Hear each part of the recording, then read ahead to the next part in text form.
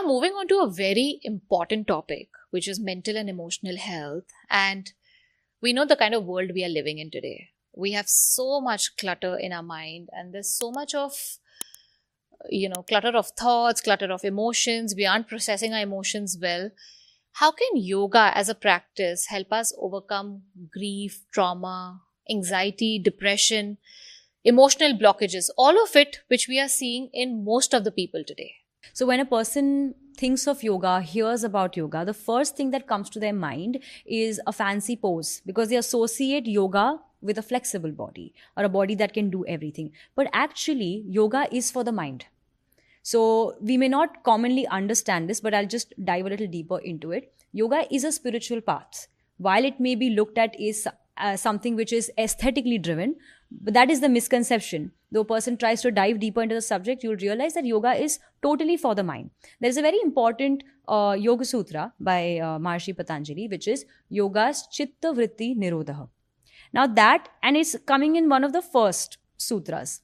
So when we try to just interpret that sutra, it speaks about yoga being that which helps to clear the fluctuations or restrain the fluctuations on the mind's plane.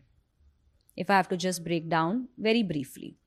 Now, if you imagine your mind as a lake and you throw a little pebble and you get ripples. You throw another pebble, you get ripples. Now, the ripples and that pebble are thought, and the thought that leads to a cycle of thoughts. So I'm just giving you a metaphor. And yoga is saying that the practice or what yoga is, it is to have your chitta or the lake of your mind getting freer of the fluctuations or the mental thought patterns or the thought waves. So when the text itself holds that much importance on the chitta or the mind's plane, we have a lot to learn from it. So while you may start your journey, say for example, with yoga asanas, you get to a mat, you go join a studio, you practice 1 hour, sure. That's a great way, but it is a temporary way.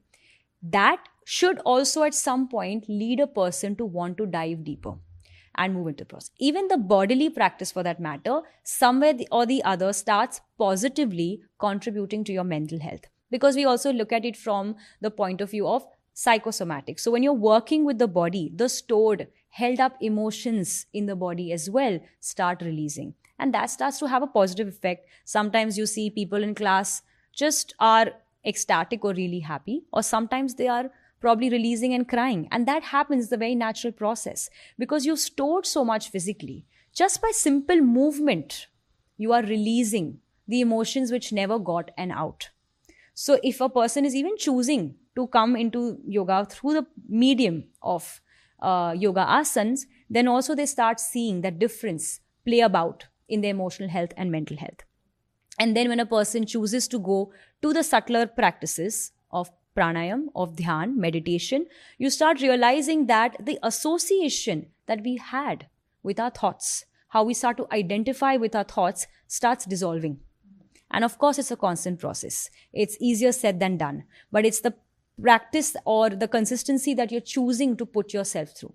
And at the end of it, yoga ends up being a path of self-discovery. Through the studies of yoga, through the education, if you start to dive deeper into the concepts of it, the scriptures of it, you start realizing that simply by educating yourself better, by choosing knowledge is power, like I said earlier. So by choosing to educate yourself, a lot of misinformed concepts, conditionings of the past starts resolving only because now you know better. But while I'm saying all of this, it does not replace or take the place of modern psychotherapy, counseling. It's not trying to, and it isn't. Many times, I see students wanting to come and share their problems. And I do have to tell them time to time that, I'm happy that you think that you're comfortable to come and share with me. I understand here is a space which is safe.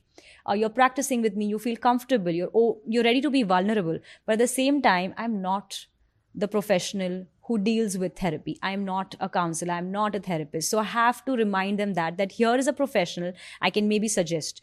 But it should not be confused. Even as a yoga teacher, you're a guide, you're a medium.